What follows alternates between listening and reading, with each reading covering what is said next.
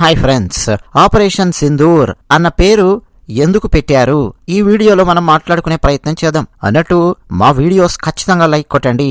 మీరు కొట్టే లైక్ల వల్ల రీచ్ అనేది పెరుగుతుంది, ఎక్కువ మందికి వీడియోస్ కనిపిస్తాయి.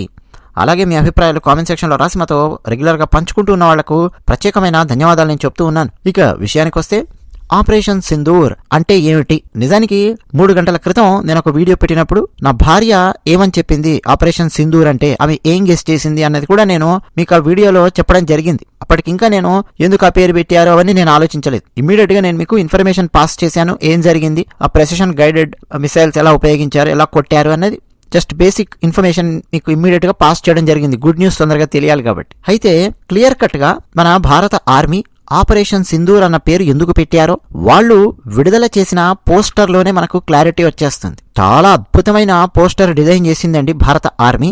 మెసేజ్ క్లియర్ కట్ గా ఆ పోస్టర్లోనే అర్థమైపోతుంది. ఒకసారి స్క్రీన్ మీద చాలా జాగ్రత్తగా గమనించండి. ఆపరేషన్ సింధూర్ అన్న పదం ఒకసారి గమనించండి. సింధ్ పక్కన ఓ ఉండాలి కదా, ఆ ఓ ప్లేస్ లో ఏముంది, ఒక గిన్నె లాంటిది కనిపిస్తోంది. ఆ గిన్నెలో కుంకుమ కనిపిస్తోంది. ఆ పక్కన ఇంకో ఓ ఉందో చూసారా, రెండో ఓ. అక్కడ ఆ కుంకుమ మొత్తం చెల్లా చెదురై పడిపోయినట్టుగా మనకు కనిపిస్తోంది. స్పష్టంగా ఆ 2 ఓలు గనక గమనిస్తే ఎందుకు ఆపరేషన్ సింధూర్ అన్న పేరు భారత ఆర్మీ సెలెక్ట్ చేసుకుందో మనకు అర్థమైపోతుంది. సింధూరము అనగానే అండి మన భారతీయ మహిళలకు చాలా చాలా ముఖ్యమైనది. మహిళల 5వ సూచిస్తుంది కుంకుమ. ఆ కుంకుమను కూడా సరే మన దక్షిణ భారతదేశంలో కుంకుమను ధరించే విధానానికి, ఉత్తర భారతదేశంలో కుంకుమను ధరించే విధానానికి కొంచెం తేడా ఉండొచ్చు. కానీ ఒక అంశము స్పష్టంగా మనం భారతదేశంలో east to west, west to north, north to south ఎక్కడికి వెళ్ళినా కానీ గమనించవచ్చు. వివాహమైన మహిళలు తమ పాపిట్లో కుంకుమను ధరించడాన్ని మీరు చూడొచ్చు. అంటే మాకు వివాహం అయ్యింది అని చెప్పడాన్ని అది సూచిస్తుంది. నిజానికి సింధూర్ ధరించడము అనడం కూడా ఉత్తర భారతదేశంలో పాపిట్లో సింధూరం ధరించింది ఆ అమ్మాయి అంటే వివాహం అయ్యింది అని చెప్పడానికి ఉపయోగిస్తూ ఉంటారు. ఆపరేషన్ సింధూర్ అన్న పదాన్ని అందుకే కరెక్ట్ గా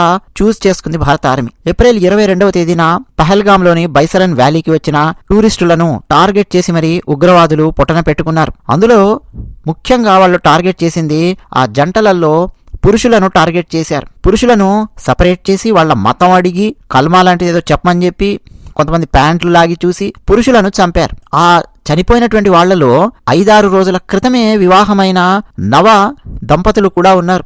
వినయ్ నర్వాల్, హిమాన్షి. ఆ అమ్మాయి భర్త మృతదేహం దగ్గర కూర్చొని హృదయ విదారకంగా రోదిస్తూ ఉన్న ఆ ఒక్క ఫోటో భారతదేశాన్ని మొత్తం కదిలించి వేసింది. వినయ్ నేవీలో ఆయన అధికారిగా కూడా పనిచేస్తూ ఉన్నాడు. అంతేకాదు ఎంతో మంది మహిళలు తమ భర్తలను అక్కడ కోల్పోయారు. అంటే తమ 5వ తాము కోల్పోయారు. కుంకుమ చెల్లా చెదురైపోయింది అని చెప్పడానికి ఆ 2వ ఓలో మీరు చూడొచ్చు. ఫస్ట్ ఓలోనేమో కాశ్మీర్కి అక్కడ వెళ్లారు, తీవ్రవాదుల దాడి తర్వాత కుంకుమ ఎలా చెల్లా చెదురైపోయిందో చూడండి మహిళలది అని చెప్పి ఆ 2వ ఓ కింద ఉన్నటువంటి కుంకుమ మనకు చూపిస్తోంది. సో దీని మొత్తానికి మేము ప్రతీకారంగా ఆపరేషన్ సింధూర్ మేము చేస్తూ ఉన్నాము. ఆ మహిళల హృదయ వేదనను మేము అర్థం చేసుకున్నాము, ప్రతీకారం మేము చేస్తూ ఉన్నాము అని చెప్పడానికి ఆపరేషన్ సింధూర్ అని పెట్టారు. అక్కడ ఇంకొక పదం కూడా మనకు అర్థం అవుతుంది. మామూలుగా మన భారతదేశంలో ఒకప్పుడు యుద్ధాలకు వెళ్లేటప్పుడు మహిళలు తమ భర్తలకు వీర తిలకాన్ని దిద్దేవారు. యోధులకు వీర తిలకాన్ని దిద్దడం అనేది ముందు నుంచి కూడా మన భారతదేశంలో ఉంది. ఈస్ట్ లేదు, వెస్ట్ లేదు, నార్త్ లేదు, సౌత్ లేదు, మొత్తం ఉందండి వీర తిలకం దిద్దడం. సో ఈ వీర తిలకాన్ని కూడా ఆ సింధూర్ అన్న పదం సూచిస్తోంది.